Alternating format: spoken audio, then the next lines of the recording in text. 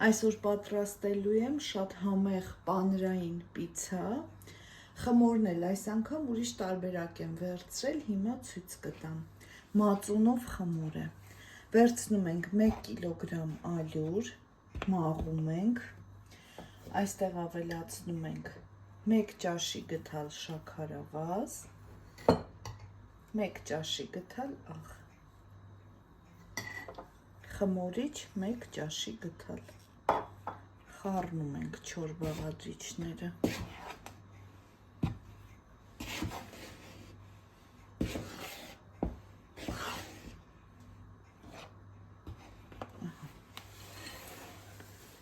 Վերցնում ենք 100 գրամ մածուն,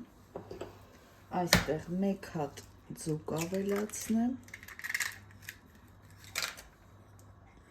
բուսայուղ 70 մլ,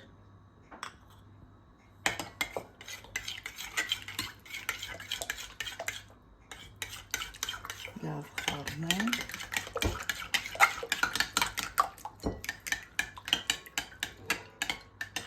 և 700 մլ տաք ջուր։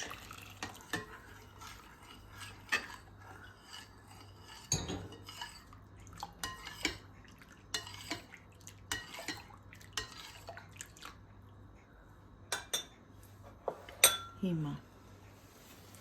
այս զանգվածով հունցելու ենք մեր խմորը։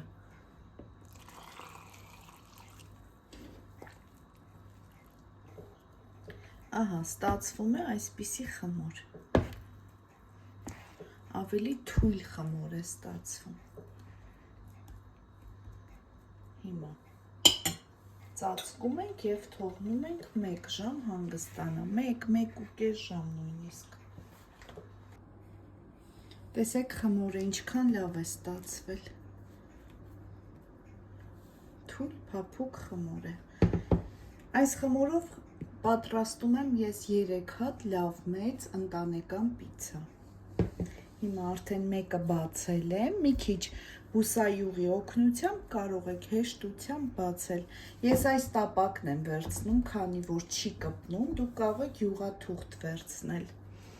Պատրաստել եմ նաև լոլիկով այսպիսի խյուզ։